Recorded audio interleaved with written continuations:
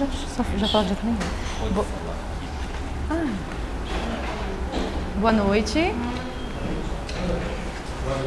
Então, é um prazer estar aqui hoje com vocês. Nós que estamos nos reunindo aqui à noite, depois de nossos afazeres diários, todos nós interessados em cada vez mais galgarmos mais conhecimento, mais sabedoria, mais aprendizado. O espaço aqui é muito propício, já tem uma tradição, a Ana me falou que tem mais de 60 anos, Aqui ao lado a gente tem um templo sagrado lindo, a Catedral da Sé, belíssima. Bem, e eu vou falar um pouquinho para vocês hoje do meu trabalho.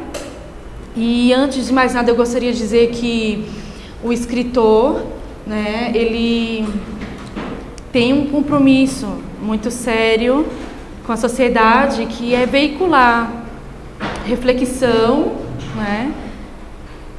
e ideias. Então, na verdade, como eu li até aqui o lema muito interessante, não há religião superior à verdade, Então, na hora me veio assim, eu fiquei pensando, de fato, o escritor que busca status, por exemplo, ou quaisquer outros aspectos consequentes a esse processo, ele não está sendo verdadeiro. Ele tem que ser muito ético em relação a isso, no sentido de tentar veicular em meio à sociedade ideias e reflexões. Eu acho que esse é o objetivo principal do trabalho do escritor. Bem, então aqui eu vou falar um pouquinho para vocês sobre o romance Grãos de Areia, publicado em 2013. E aí eu trouxe um tema específico do romance, que é a paráfrase como recurso de criação no romance Grãos de Areia. Só que antes eu gostaria de só fazer uma menção, falar um pouquinho de onde eu falo, porque eu gostaria de fazer um trabalho pessoal mesmo, para vocês se situarem e para eu também me situar de onde eu falo. Então, eu sou mãe, professora e tenho alguma experiência na rede de SESI de ensino e escrevo.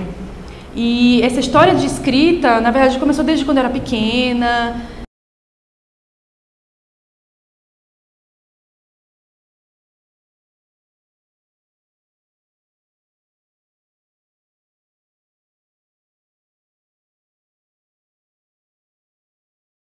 Elaborando.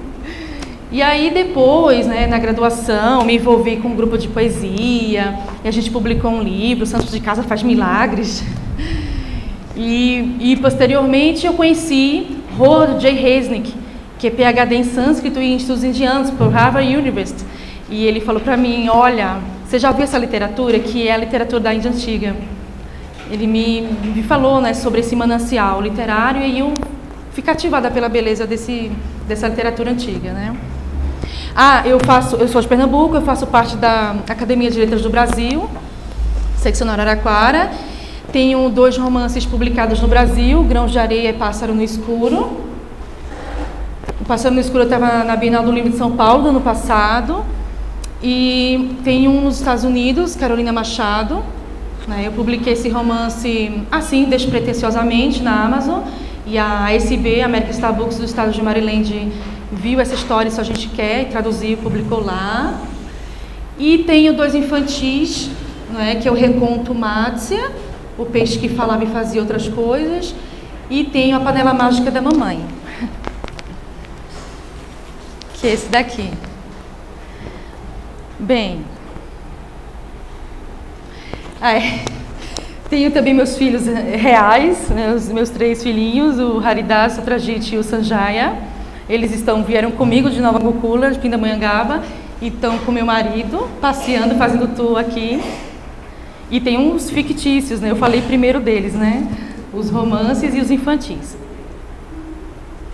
Bem, eu moro em Nova Gokula, Nova Gokula é uma comunidade Vaishnava, conhecida popularmente como Hare Krishna, em Pindamonhangaba. Ela tem uma tradição,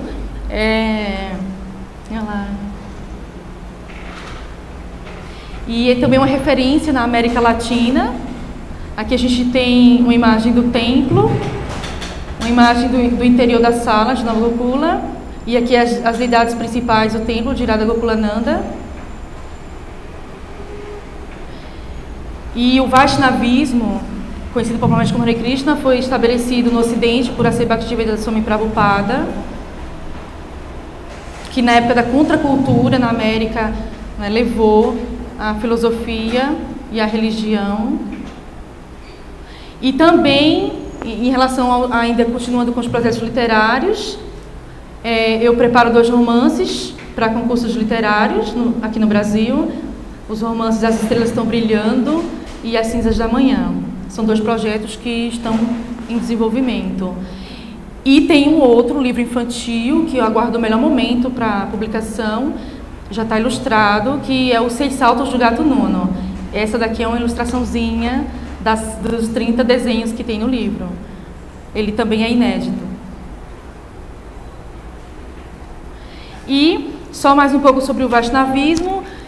Eu vou só elencar sucintamente as bases disso, porque é uma tradição antiga que foi trazida à tona na Bengala há um pouco mais de 500 anos por Chaitanya Mahaprabhu.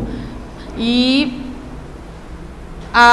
assim, além de toda a literatura que é ampla e extensa, a gente poderia resumir algumas bases, alguns alicerces da filosofia e da religião.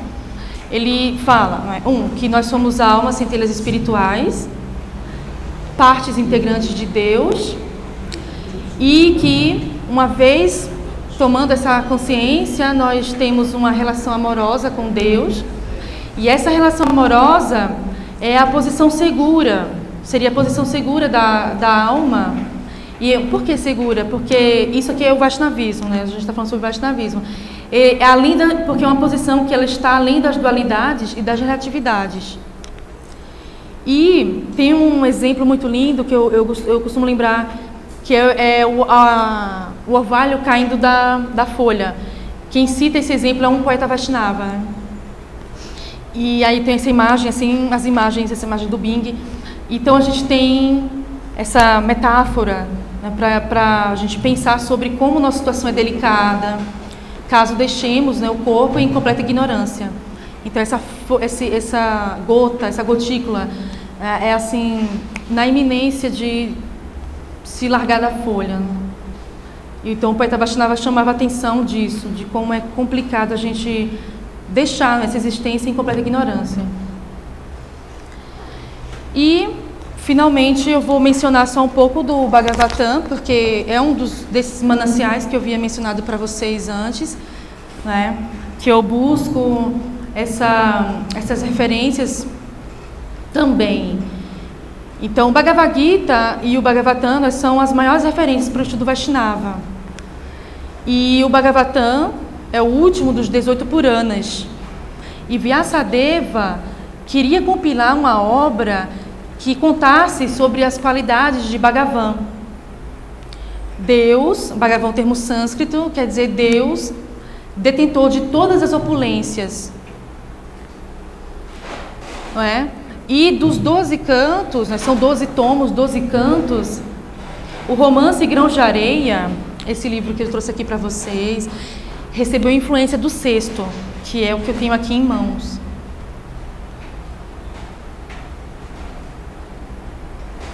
E agora a gente vai, depois que eu fiz essa rápida contextualização, né, para vocês realmente situarem, saber de onde eu falo, né, para que fique mais claro, eu gosto de fazer isso. Eu vou falar um pouco sobre os aspectos externos do romance Grãos de Areia. Externos por quê? Porque são os aspectos que o romance toca na nossa realidade social, só que de uma maneira muito sensível. Então eu tenho aqui algumas imagens, todas do Bing também, e a gente vai discorrer um pouco sobre essas questões que o romance aborda.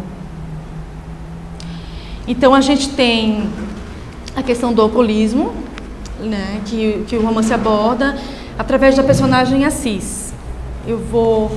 E aí eu pensei que eu poderia ler uns trechos, né, do romance para a gente sentir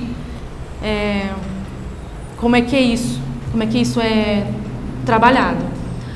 Então, página 48.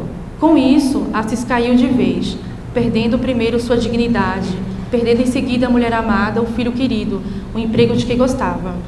Pois a bebida não apenas lhe tomava os pequenos ócios da vida interiorana, ela passou a consumi-lo por inteiro, a seduzi-lo por muitas horas de seus dias.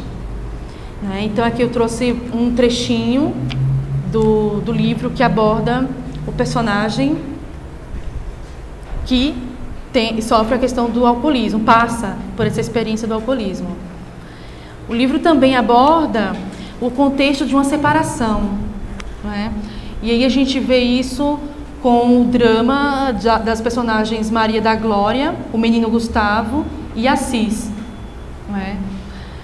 E é interessante porque esse menino é um personagem especial, porque no romance ele vai, de várias formas, tentar ajudar o pai alcoólatra e tirá-lo da lama, digamos assim. Então eu vejo como um símbolo de amor e resistência.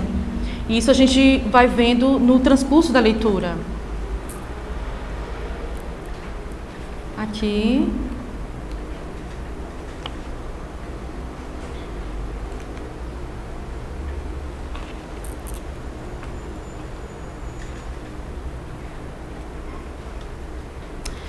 Então, como é que é um pouco da psicologia dessa criança que fica na situação? Então, Gustavo adiantou um passo, concorde à ordem da mãe, mas seu peito estava pesado. Até quando ia ser aquela guerra entre os que o geraram? Guerra tão medonha que o envergonhava publicamente, que o fazia se sentir tão miúdo. Então, a gente vai vendo um pouco dessa questão dessa infância no contexto de uma separação. Bem, a gente também tem a rotina docente no contexto de uma pequena cidade. E isso a gente vê com a personagem Maria da Glória, que é professora, divorciada e que cuida, né, do seu filho Gustavo. Então tem um pouquinho sobre Maria da Glória e sobre esse contexto docente, né, da sala de aula e tudo mais. Porém, sendo quem era justamente nessas oportunidades, os instantes de entrega de notas, que ela destilava sem piedade sua raiva docente. Todos corriam riscos, sobretudo os alunos que tinham dificuldades. Os olhos de Maria da Glória, então, inflamavam-se, percorrendo as mesas suas vítimas. E assim que encontrava um recipiente digno de receber disciplina, a entrega do documento seguia-se de expressa reprovação verbal, poderosamente dura, aparentemente piedosa. O aluno erguia a mão para segurar sua prova, mas os olhos mortificados. Então, a gente vai trabalhando um pouco esse contexto de sala de aula e desse estresse, né, que existe, né, no contexto da sala, e como que essa professora vai lidando com essas situações, né, de limites, de conflitos. E, obviamente, no romance, a gente também traz um armistício, que seria a fuga para aquele lugar, né, onde essa professora tenta encontrar uma reflexão que a leve para um armistício, um lugar interior onde ela pudesse estar colocando, né, as coisas no seu lugar. Então, a psicologia da personagem: a viagem à praia de Pedra Negra, lugar paraíso, domingo bem merecido. O que mais ela poderia querer? Do horizonte nascia um ondular azul, o céu abraçando um conforto, e os coqueiros um feito divino deserto para dar sombra ao cansaço do mundo.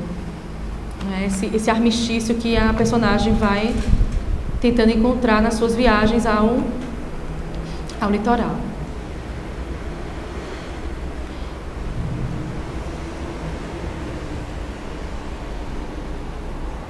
E ainda na página 65, são exemplos, são pequenos trechos como exemplo.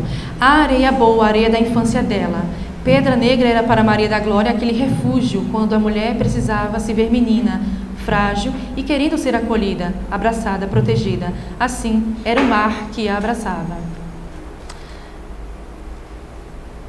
E também, a gente está tocando nesses aspectos externos entre aspas, né, que é a nossa realidade social, aspectos da realidade social, tratados de uma maneira sensível.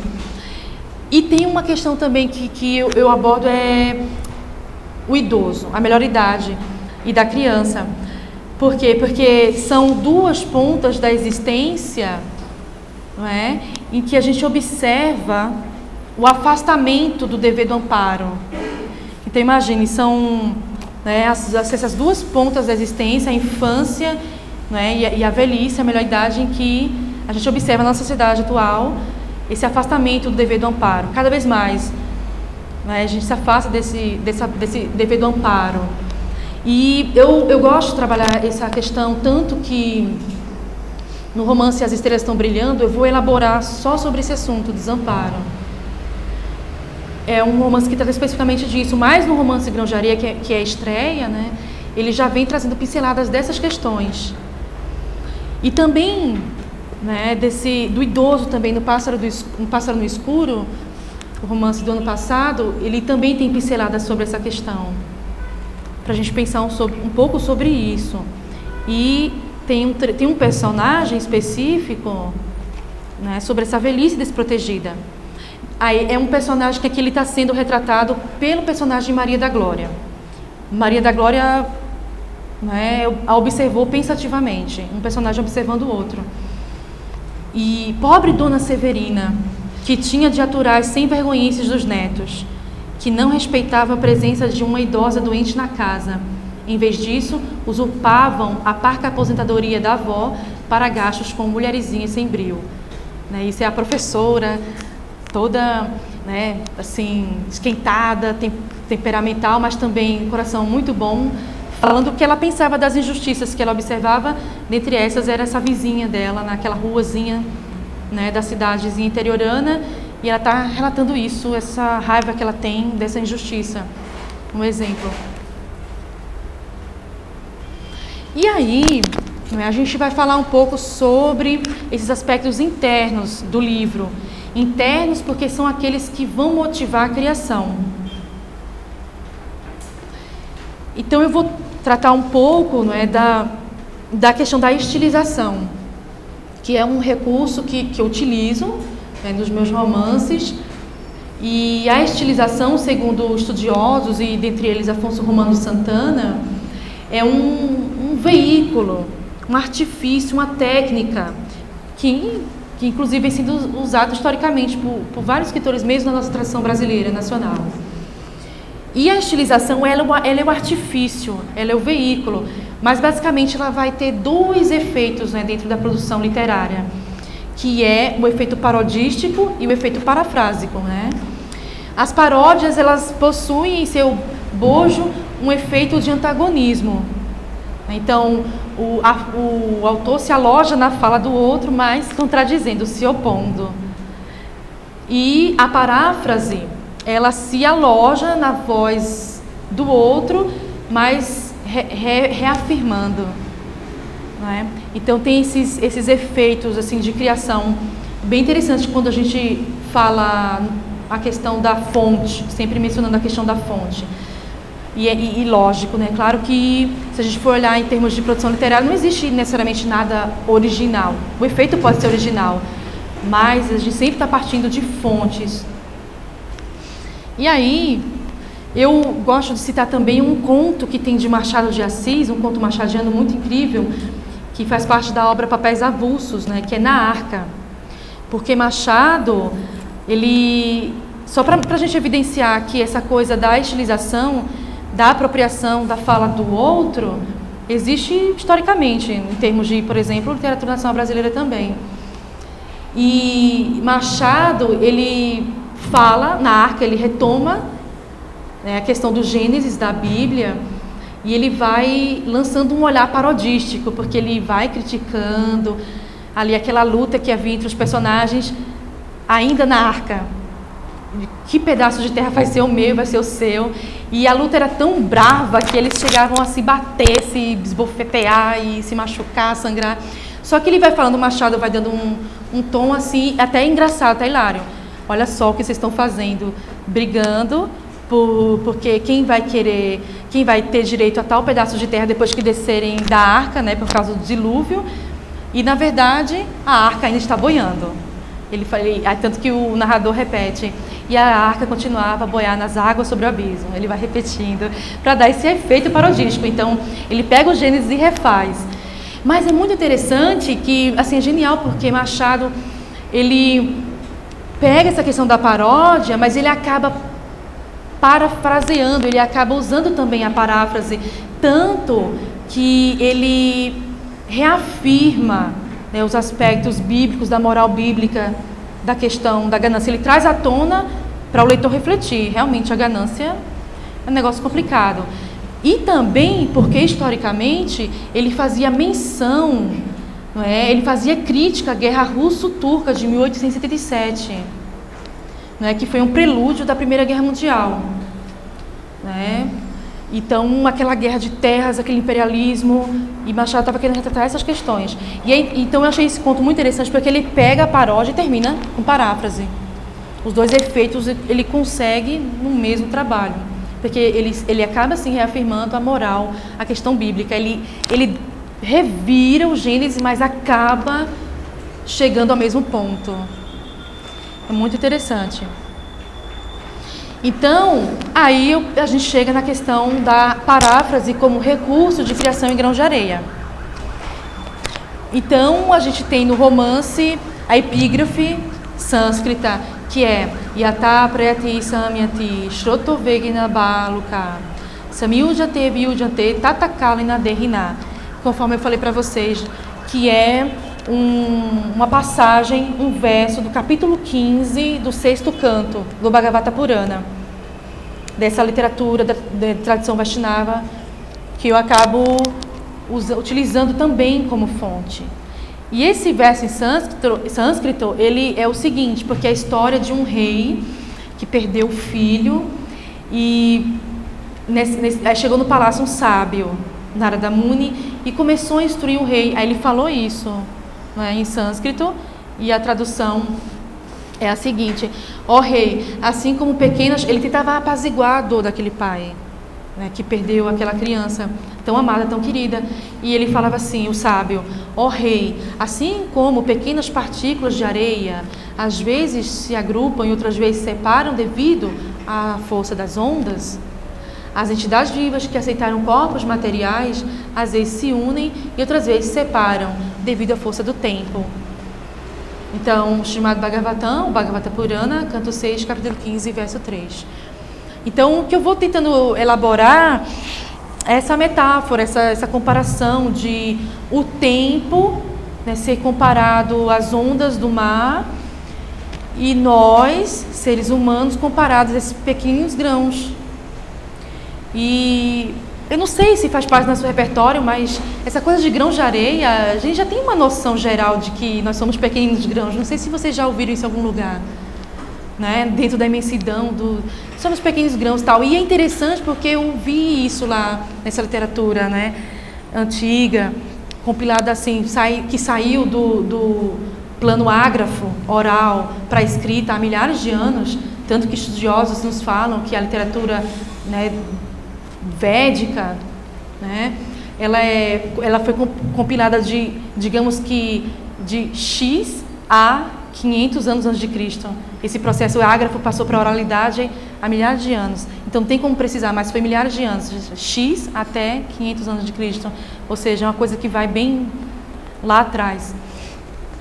E eu achei interessante, porque tinha essa coisa desse nosso repertório. Grãos de areia, então, imagina, nós nos vemos como pequeninas partículas em meio a essa variante tempo.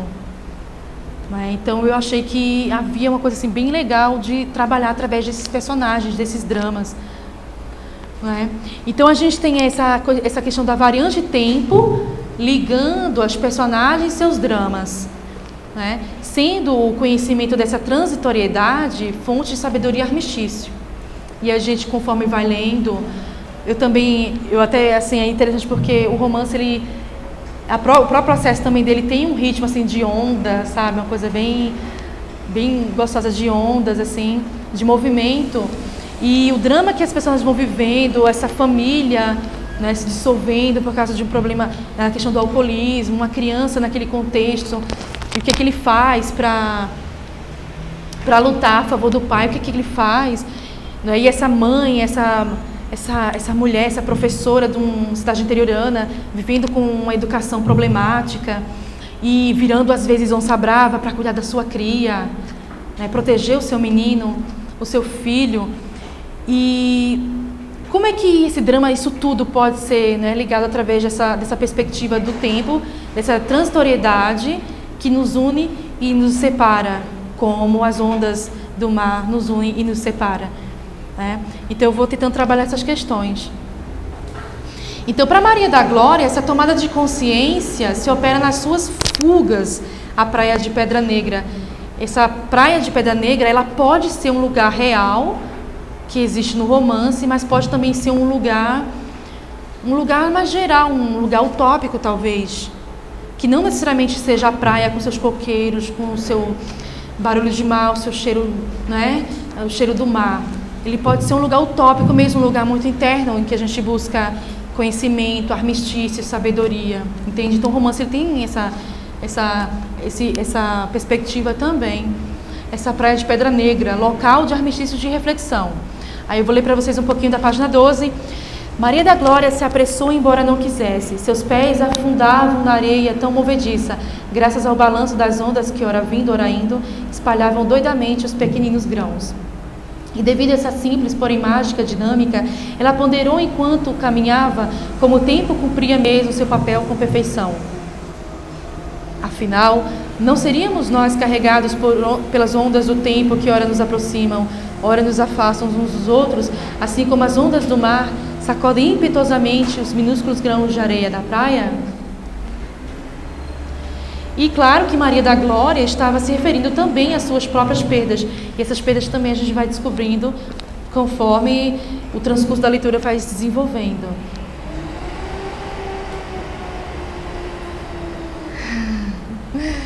Hare Krishna, era isso que eu queria conversar um pouco com vocês, né? E, por favor, se alguém quiser falar, comentar.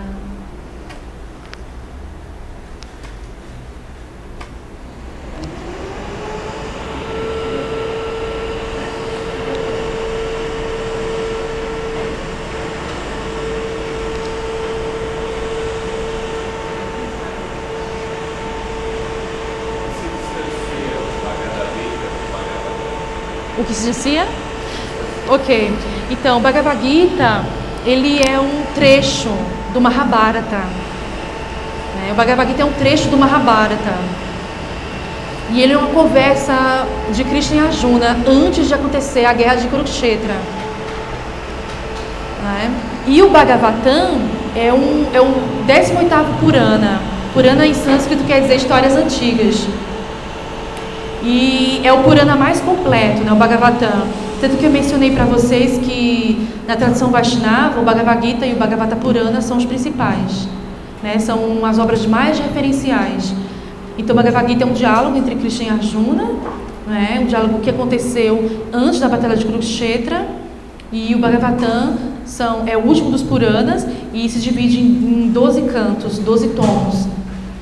E o Bhagavatam foi a obra mais completa de Vyasadeva, o compilador da sabedoria védica, porque ele queria elaborar uma literatura que explorasse mais profundamente as características de Bhagavan.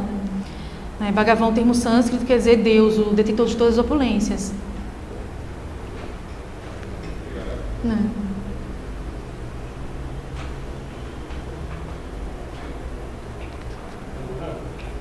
Deixa eu falar um pouquinho da tua vivência lá em Nova Gokula, experiência de viver numa comunidade. Eu acho que seria um assunto interessante a gente ter uma noção do que é isso. Sim, sim. Eu vou só voltar um pouquinho o slide.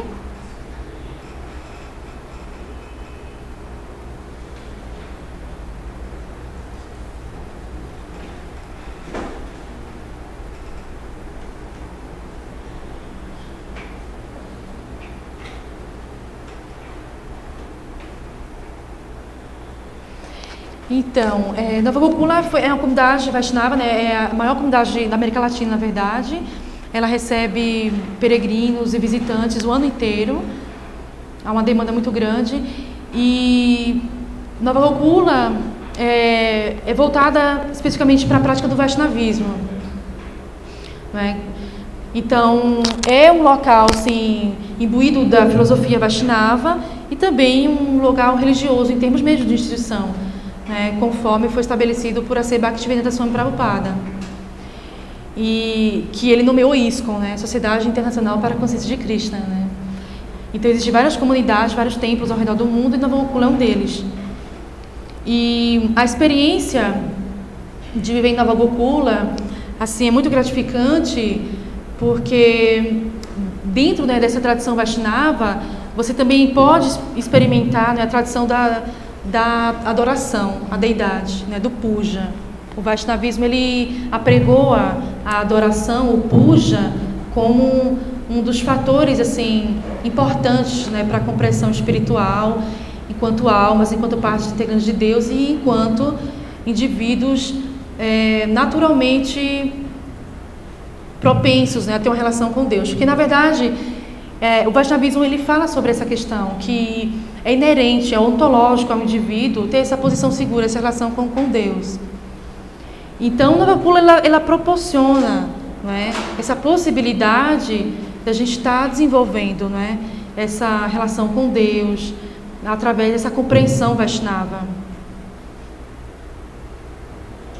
O estudo e a cultura védica, eu poderia dizer que é a mesma coisa visto por vários ângulos diferentes, Vaishnava são um desses? Sim ou não? Então, ele tem assim o Vaishnavismo tem as suas bases bem sólidas, né? Que nem eu falei para vocês, ele foi assim redescoberto na Bengala, na Índia, há um pouco mais de 500 anos. Mas a tradição, ela é bem antiga e ela perpassou incólume no tempo e um pouquinho mais escondida, né? Mas ela passou através da associação discipular e data desses milhares de anos através dessa literatura. Então ele vem assim, uma tradição que vem passando de mestre a discípulo, dessa corrente, e é até comparado, né, a um fruto, quando ele está maduro, ele é colhido, aí passa, né, esse fruto quando é maduro, ele passa, e essa corrente vai sendo passada. Mas é um olhar entre muitos ou é o olhar? Então, aí ele tem sim essa abertura, né, que nem ele estavam falando para mim, a questão do comparatismo, né, o comparatismo religioso, ele nos dá essa abertura, ele nos dá essa possibilidade de entendermos os vários ângulos, né, e o Vaishnavismo, ele tem muito essa especificidade, esse olhar de que nós somos almas, partes integrantes de Deus e que temos o direito da assunção de uma relação com o divino. Ela tem muito essa especificidade, né, dessa posição segura. E esse termo posição segura é de um poeta Vaishnava também. Ele fala muito essa questão desse orvalho, né, na iminência de se desprender da folha.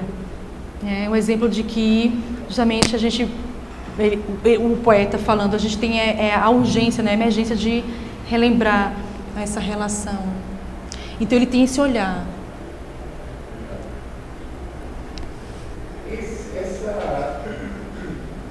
Essa figura de linguagem por vários períodos da folha, o sentido está se referindo à necessidade da essência de num determinado prazo sair do corpo material e voltar para a sua origem, nesse sentido ou não? Ele fala como é delicada a nossa posição. Como é delicada a nossa posição. Delicada no sentido de que um orvalho super sensível está prestes a se desprender. Assim também a gente a qualquer momento pode abandonar o corpo, pode deixar o corpo. Essa centelha espiritual que somos. Então, ou seja, está tratando da questão da transitoriedade da vida. As coisas que são dinâmicas, está passando, daqui a pouco você vai esperar. Da transitoriedade, da relatividade, das incertezas e isso. Que é uma posição delicada. Não é? E aí, se a gente pensa como isso é delicado, aí o poeta, então a gente precisa tentar relembrar, retomar essa consciência. Antes, você desde criança já frequenta, já faz parte dessa religião, ou você era cristão ou tinha outra religião antes? Então eu nasci na tradição cristã, né? Agora? Sim, né? Nós estamos no contexto ocidental. E aí, conforme eu ia estudando, fazendo a graduação e lecionando, eu fui buscando ensinamentos da Índia, fui buscando tudo isso. Se sentiu alguma diferença nessa transição para outra religião? Quais os pontos positivos que você Eu gosto de fazer as diferenciações, né? Cada coisa em seu lugar. É como uma casa, por exemplo, aqui é um ambiente muito organizado, né? Cada coisa em seu lugar. Uma estante de livro que está desorganizada. Eu falo isso porque os meus filhos, eles mexem no meu escritório direto e aí eu vou tentar colocar tudo no lugar. E aí é bom a gente organizar, compartimentar, né? Então é bom a gente saber que nós nascemos na tradição cristã, saber nosso repertório e não é negar isso, né? Mas aí quando a gente passa a ter um olhar e tenta burilar o nosso olhar, para mim o Vaishnavismo foi bem pertinente nesse sentido. Foi de encontro com algumas dúvidas que você tinha? Isso, porque é como a gente que busca o conhecimento. É um processo ascendente, uma espiral ascendente, ela não para, né? Entende?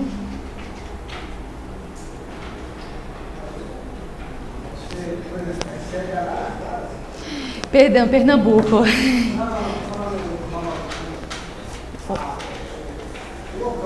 É em Pindamonhangaba, isso. Tá já. Qual a razão de ter sido escolhido pela comunidade para chegar nesse local, no interior de São Paulo? E isso tem a ver com a questão histórica mesmo, da busca. Os devotos queriam um local assim, bom, que ficasse posicionado, que fosse, assim, porque Pinda está perto do Rio, está perto de São Paulo, né? Então a questão era essa, era buscar um local que ficasse mais acessível e ao mesmo tempo, tivesse a facilidade de estar um tanto recluso também, né? Pinda é um local tranquilo, é uma cidade tranquila e Nova Gokula fica no bairro de Ribeirão Grande, a 30 mais ou menos minutos de Pinda. Então, ao mesmo tempo que tem uma facilidade de acessibilidade, também tem uma reclusão. Fica no sopé da Mantiqueira, né? É muito bonito. É muito bonito. Sim. Quantas famílias, não? Então, em média, são 30 famílias, né? Em média. 30? Uhum. Em média, 30 famílias.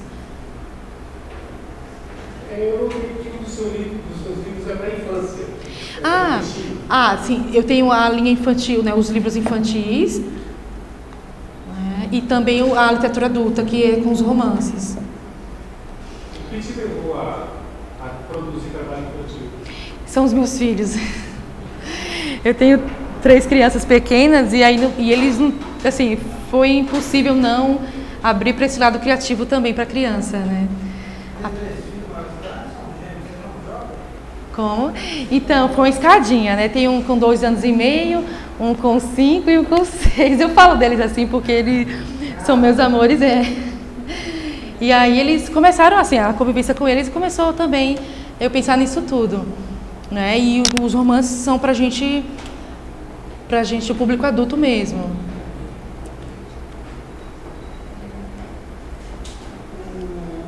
Eu vou fazer um conselho, como você é escritora, de continuar produzindo coisas para as crianças. Principalmente com esse valor da literatura védica, para fazer com que as crianças tenham condições de acessar. Porque uma coisa é você, desde criança, ter acesso a uma determinada cultura. Porque depois de grande é muito mais difícil. Para nós que vamos tentar acessar outras culturas depois de adultos, para nós é muito mais demorado. Então eu entendo assim que é um bom caminho, você como uma escritora, trabalhar, somente trazendo a cultura védica para o Brasil, tentar dar acesso às crianças. Então, produza mais coisas para as crianças. Somente o que tem na literatura do hinduísmo, né? Que isso vai ajudar bastante os futuros digamos assim, apaixonados, né, pela cultura hindu, que é riquíssima, né? E que só tem a beneficiar o Ocidente. Né? Sim. Atualmente, os Estados Unidos da América é a liderança mundial. Só que essa liderança mundial, tanto econômica, financeira e cultural, ela já está chegando no seu término. Futuramente, ao contrário do que muitos pensam que será a China, né, de mundial, não vai ser. Tem muita coisa de Índia. Líder mundial, econômica, financeira, né, e até militarmente e culturalmente será a Índia. O Ocidente, daqui uns 20, 30 anos em diante, vai ficar de mente aberta quando entender um pouco melhor a cultura hindu. e você seja uma dessas colaboradoras do Conselho. Tá, joia. Obrigada. Então, dos infantis, eu tenho esse aqui, um reconto do Bhagavatam, um trechinho do Bhagavatam, Matsya, o peixe que falava e fazia outras coisas. Esse livro é muito bonitinho, assim, eu falo no diminutivo, mas não é diminuído, é carinhosamente, é o diminutivo carinhoso. Como, perdão? Sim, do repertório, tem sim. Tem. Porque aqui eu vejo, é que nem eu falei para vocês, não é negar o que você foi, o que você é, o seu passado, né? Às vezes o mergulho no passado, nesse manancial anterior, nesse nosso repertório, ele é muito positivo, né? Porque vai abrir portas para a nossa compreensão, né? Do que a gente foi. Isso é um processo histórico, né? O que a gente foi, o que a gente é, o que a gente vai ser, né? Essa história, essa costura, ela é importante demais, né? Então, por exemplo, o romance Grãos de Areia, Pássaro no Escuro, ele tem um quê de memorialístico, eu falo sempre, memorialístico, né? Ele tem essa coisa assim, essa movimentação da minha infância, interior pernambucano, e as personagens vão emergindo, as personas e a ambientação, para a gente refletir.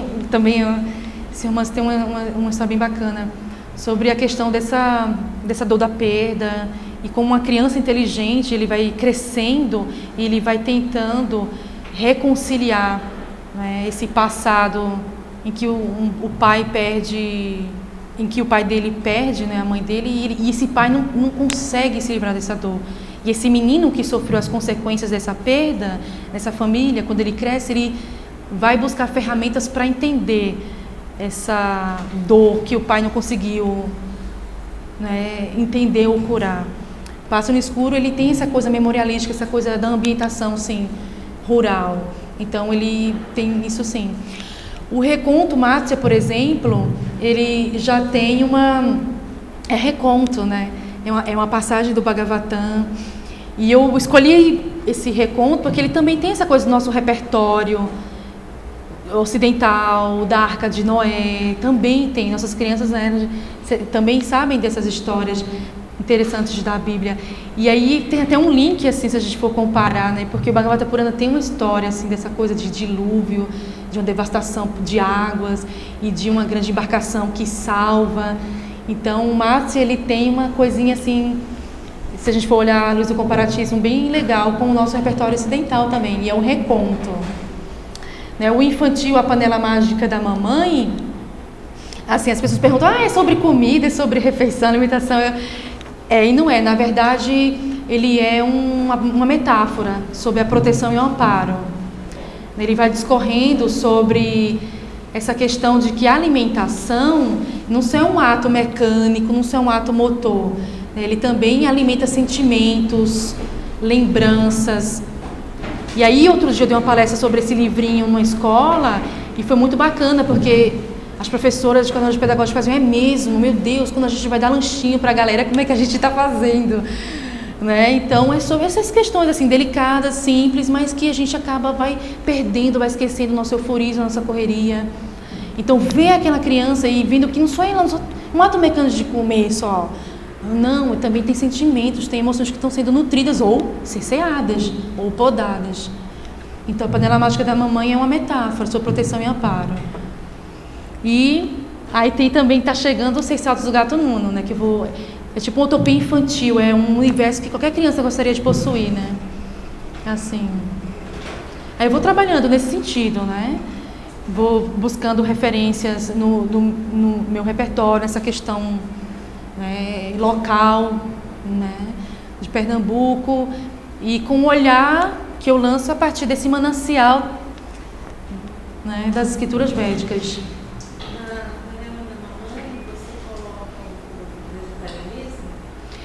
Não necessariamente, né? Interessante, né? Ele, assim, o que eu vou lidar necessariamente não é o vegetarianismo, mas sim o ato da alimentação. E aí, lógico, né, que eu fiz pensando mesmo, eu não abordo diretamente, mas eu abordo numa alimentação pacífica. Né? Pacífica que eu falo é que ela não está ali imbuída de matança, eu vou falar a palavra, dentro do repertório vegetariano, né?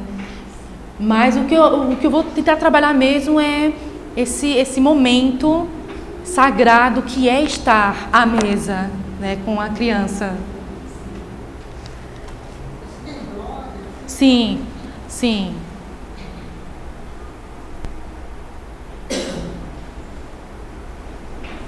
Eu estou nesse blog, eu estou no Facebook, eu estou no Twitter, alguma assim na rede social para divulgar esse trabalho. Deixa eu fazer uma observação, uma pergunta. De modo geral, a gente é meio covarde para se enfrentar. Então a gente nunca sabe, a rigor, quem eu sou. E muito menos como é que eu me trouxe até aqui, como é que eu cheguei até aqui. Como eu me construí em simbiose com a sociedade, esse caminho para ser este eu que é agora.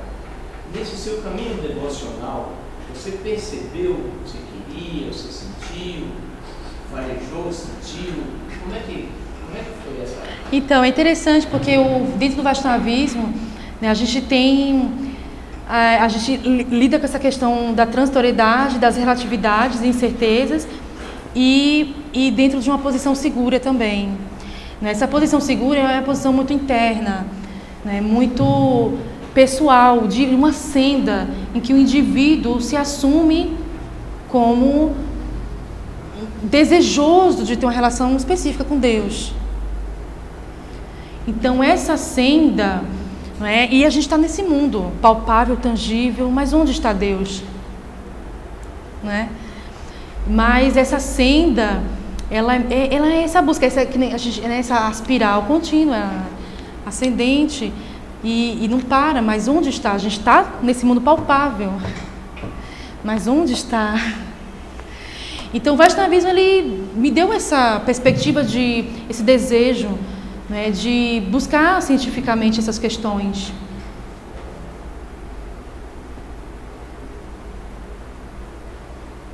E respondeu. Exatamente, né? Porque eu sou muito nova ainda, né, na tradição. Eu conheci em 2004 e pretendo, né, a gente continuar, mas assim depende muito do que a gente deseja. E se eu quero uma posição, né, segura, além de relatividades e incertezas, não necessariamente que eu vou tratar a religião como minha fuga, meu escopo último, né? Eu quero algo mais profundo, mais real, tangível, né? Além de proselitismos e radicalismos, entende? Você acha que houve uma evolução da sua espiritualidade ao mudar de religião? Tanto que é uma questão científica, né? Que é a causa da ciência, né? Em qualquer ramo a gente vai trabalhar com as causas e efeitos. Sem efeitos não tem lógica de existir. Então o Vaishnavismo, ele é uma religião instituída por ser Bhaktivedanta como ISKCON, porque tem a tradição, né, religiosa, do ambiente religioso, do templo, da liturgia. E tem a coisa interna do praticante, que é esse lado científico que me chama muita atenção, que é essa coisa de, se eu faço isso, eu dou esse passo, o que é que eu vou ter como consequência real, tangível, né, em termos de experiência, entende? Então é por isso que ele tem esse viés científico, ele também é uma filosofia, né? Ele não só é uma questão externa ritual, ele é uma filosofia. Então você acha que você evoluiu espiritualmente ao mudar de religião? Você acha que houve uma evolução pessoal para você? Então, eu particularmente eu penso que, vendo sob esse prisma, de uma maneira real, né, e científica, eu saio da mediocridade, entende? Eu não quero ver mais as coisas de uma maneira, né? Você está falando uma pergunta pessoal, eu estou respondendo, né? De uma maneira medíocre e simplória. Eu quero ver as coisas de uma maneira mais profunda, mais real. E isso é de certo modo eu faço para levar para a população ou é um pouco mais elitista? Exato. Não seria elitista, seria de busca mesmo, né? A gente está muito acostumado com a normalidade, né? A gente quer se acostumar com a... É mais fácil até ser assim, a gente ir de acordo com a onda. Não vai dar trabalho. A tua experiência de espiritualidade, o que você acha que era que você, quando você era católica, o que faltava lá para você ter o mesmo nível de desenvolvimento espiritual que você tem hoje? Porque às vezes as pessoas mudam de religião e tem um grande progresso. Aí eu fico me perguntando, mas o que aconteceu que na outra religião ela não tinha aquele progresso? Você já não faz esse valor? Exato, sim. Porque inclusive no Bhagavata Purana, Shukadeva Goswami, que é um dos oradores, né, da literatura, ele fala que, né, existe a questão da religião imotivada. Então não é simplesmente eu fazer parte, assim, eu estou falando de uma maneira geral, social, né, e dizer, se eu fizer isso, né, eu vou conseguir isso, se eu, né, me rendo, se eu oro, eu tenho isso em troca, esse benefício material em troca.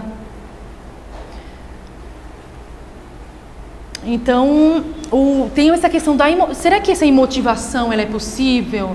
Como assim motivação? Será que o amor, ele pode ser o objeto? Né? E será que nessa troca amorosa eu consigo ter a paz que eu almejo, a alegria, a felicidade? Entende? E então, existem coisas assim que a gente pode estar pensando, né? Então, não necessariamente só uma vida feliz materialmente, em termos materiais, né? Mas quando eu eu desejo, né, me conectar com esse Deus opulento, né, pleno né, Bhagavan, pleno de todas as opulências, o que eu posso ter como respaldo, como uma consequência? Se isso é uma ciência e me mostra consequências tangíveis, experimentáveis. Dentro de todas as opulências, o que significa essa expressão? Opulência? Isso. Então, opulência são qualidades supremas, superlativas. É o que há de mais superlativo, de mais absoluto, né? Opulência é superlativo, é o que há de absoluto. Então, a senda, ela nos leva, né, a um caminho que a gente vai, né, observando essas questões. Esse seria, né, essa inteligência, então, uma opulência, o mais inteligente, né, o mais belo. Ou seja, a totalidade, o absoluto. Será que né, essa personalidade absoluta, como é que é? Ela é mais bela, mais opulenta, mais inteligente. E conectando-nos com essa opulência, esse aspecto superlativo de Deus, eu posso me encontrar também numa posição segura, né, e além de relatividades e incertezas, né, então a gente vai trabalhando essas questões. Eu poderia dizer que você se sente andando acordada em vez de dormindo e mais plugada com a opulência? Sim. Exato. A literatura, né, Vaishnava, e as práticas Vaishnavas, elas te dão essa oportunidade, né?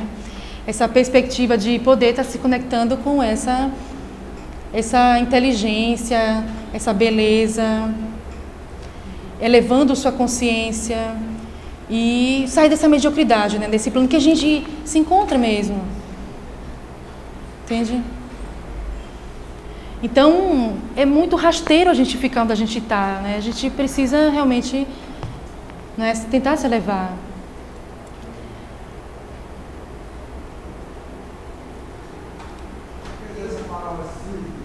Oi? Shri? Shri quer dizer riqueza, opulência. Shri Damodara, é. Então, Damodara é um dos nomes de Krishna. Então, Damodara faz menção, né, aos passatempos de Krishna quando ele era bebê. Então, Shri Damodara seria a serva das opulências de Krishna bebê.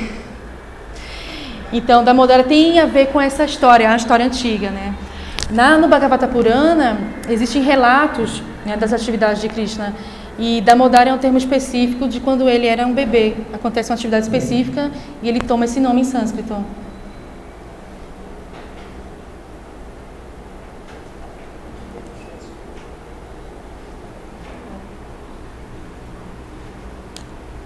Toda essa inspiração, toda a sua vivência, né? Um lugar maravilhoso, onde você pode viver tranquilamente, ter seus filhos em um meio saudável. Sim. O sono, na literatura Vaishnava, é considerado um piton, né? Uma serpente que envenena a gente, né? O sono, né? Então, na literatura Vaishnava, né? O yogi, né? O praticante, o devoto, o bhakta, ele pode buscar diariamente. Não é uma coisa que acontece fiat lux, do milagre. Não, o devoto ele busca, né? Ele se aprimora, tenta se aprimorar. Como todos nós que buscamos conhecimento, né? Elevação. Então, a prática, por exemplo, é acordar de madrugada, né? Acordar de madrugada, entoar mantras, né? Leitura. Então, tem todo um processo. E isso não exclui, né, nosso dever social. Nós podemos lecionar, nós podemos, enfim, nos ocupar em várias atividades. A nossa consciência é que é o diferencial também, né? Na nossa rotina, nos nossos afazeres diários. Tem um pecado? Então, o termo pecado, né, ele está muito assim. Nós estamos imbuídos na nossa tradição cristã ocidental, né? O pecado original. E mais interessante que na literatura Vaishnava, na tradição védica, né, pecado quer dizer papa, o termo sânscrito papa, não papa, papa em sânscrito. Mas é pecado de qualquer. Então, aí esse papa são atividades, né, que atividades que não nos levam, veja que interessante, não nos levam à compreensão de Deus. Aí é a noção que o hinduísmo dá de pecado. Ou seja, se você não está fazendo algo para que você se conecte com a divindade, você está falhando. Minha lei da ignorância. Isso é ignorância. É esse o sentido de pecado. Sim. Você está falhando. Mas tem uma queda, uma condição? Então, essa questão, né, ontológica, também ela é tratada em algumas passagens, né, da literatura Vaishnava, da literatura védica. E a queda, não é? Mas, basicamente e sucintamente, o Vaishnavismo aborda a alma. Na verdade, o Vaishnavismo aborda, né, essa nossa realidade tangível e, por exemplo, nosso planeta Terra, como uma diminuta parcela da criação divina. Em suma, seríamos ETs. Eu estou brincando, mas nós teríamos vindo de um extrato espiritual pleno de conhecimento e bem-aventurança, que é diferente da ignorância, que contrasta a ignorância. Portanto, por mais que eu, em tese, peque, eu não caio. Então, na verdade, o arbítrio também é medidor nisso tudo, né? Então, eu posso querer ficar na ignorância, ou eu posso querer cavar essa minha ignorância e envolvê-la para poder desenvolver conhecimento e luz, né? Então, sim. Sim, existe a causa e efeito, essas leis externas naturais. Existe. É um fato, sim. Tanto que a gente, por exemplo, aqui no romance estava falando do tempo, como uma variante inexorável, né? Mas também existe a centelha que age também nisso aí, né? A centelha, o grãozinho de areia também existe. Ele não se funde na inexorabilidade das variantes de tempo e espaço. Ele é diferente disso. O Vaishnavismo pontua isso de uma maneira muito interessante. Ele fala, né, que nós somos parcelas de Deus, a energia, existe a energia primária, a energia espiritual, e existe a energia material. A energia material, que é a energia inferior. A energia superior, que é a entidade viva, parte integrante de Deus, a energia superior, e energia inferior, que é a material. E é interessante porque não é necessariamente a fusão. Eu posso sim observar a totalidade, não é? E tentar encontrar paz nessa totalidade, me eximindo, me negando as minhas experiências sofríveis, os meus sentimentos particulares e próprios. E interessante que no Vaishnavismo não é uma negação, ele não fala essa questão de negação. Eu estou falando que vocês perguntaram. Muito pelo contrário, ele fala na assunção da personalidade. O Vaishnavismo é uma perspectiva muito pessoal, muito personalista. Então, a assunção da personalidade. Então, o indivíduo ele também existe, e ele nunca vai deixar de existir, como Krishna fala no Bhagavad Gita. Ele nunca vai deixar de existir, ele existe. É a centelha imortal. Só que ele pode decretar sua própria morte através da ignorância, de ele não querer sair desse lodaçal.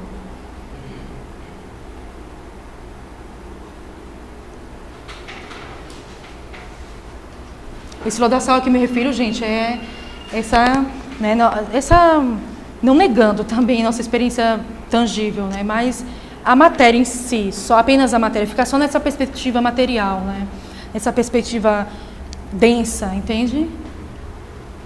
Esse nome, então, Damodara. Damodara significa mesmo, Então, aí, etimologicamente, Damo quer dizer corda e Dara quer dizer abdômen. E faz menção a uma atividade específica de Krishna quando ele era bebê. Tem uma passagem, uma menção específica a uma atividade de Krishna quando ele era bebê. Mas inicialmente você me falou que era uma das opulências? Shri. O termo Shri quer dizer isso. Então, nós somando os dois, dá o contexto de significado da qual? As opulências de Krishna nessa fase bebê. Porque o sânscrito, ele é muito sucinto, muito sincopado.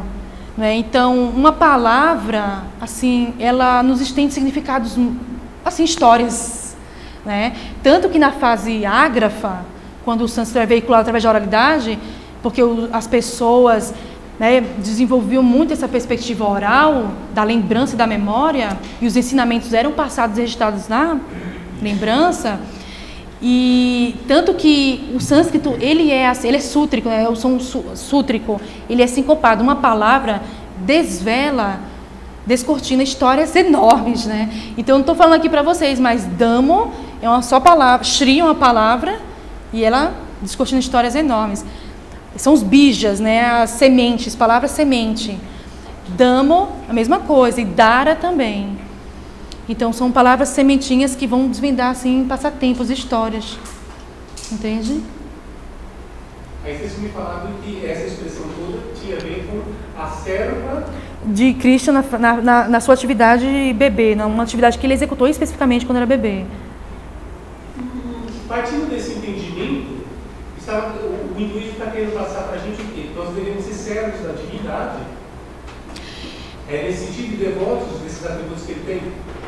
Então, o hinduísmo é muito, ele é amplo, a gente tem várias categorias, várias diferenciações. No Vaishnavismo, a tradição Vaishnava, ele nos prepara para entendermos Bhagavan com vários níveis de atividades. E também nos prepara para entendermos a variedade. Então, por exemplo, fazendo só um comparativo, na Bíblia a gente tem passagens em que o devoto ouve Deus das alturas. Então, mas quem é? Mas como é? O que ele... Então, fica assim nas nuvens, literalmente. Um exemplo. Eu entendo a sacralidade do texto, não é isso.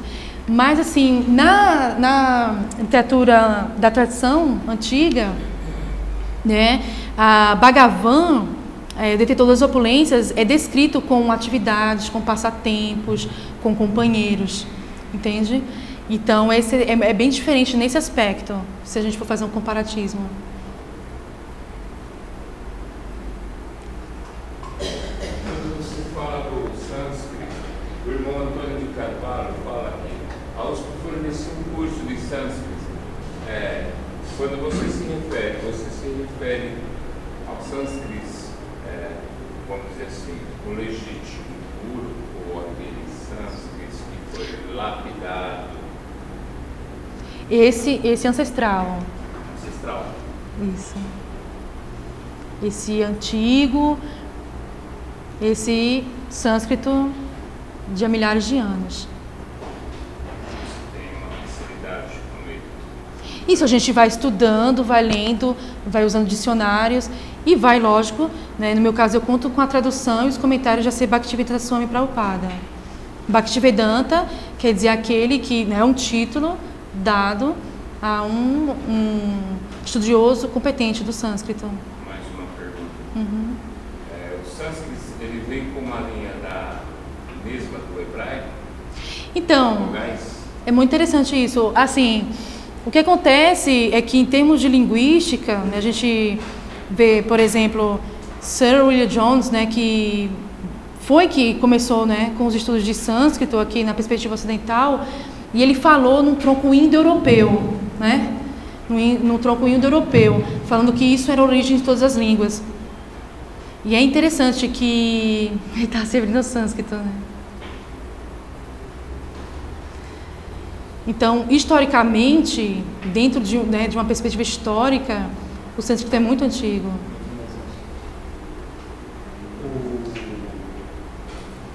Nós temos o costume de pensar como historiadores de que a língua do romano era o latim.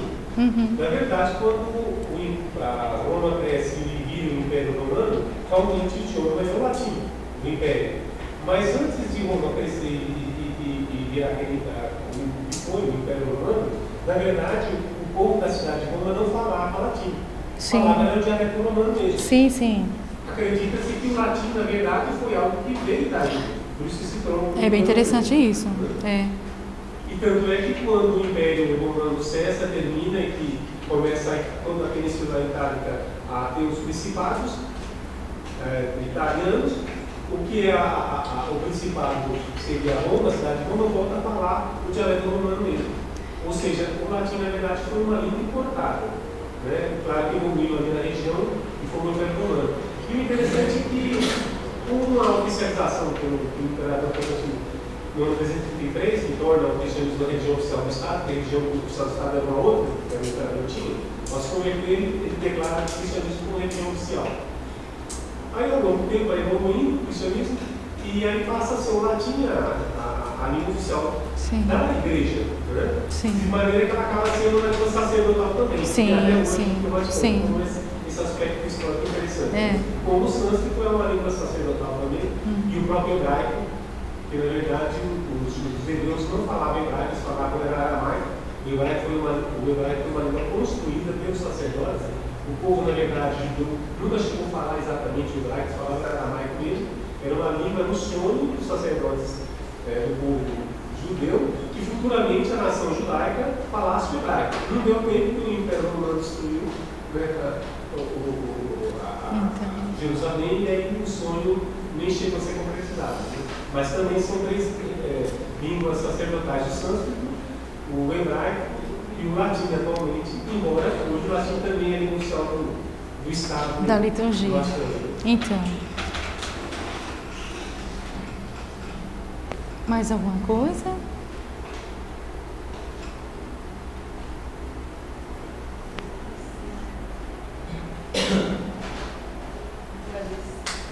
Hare Krishna.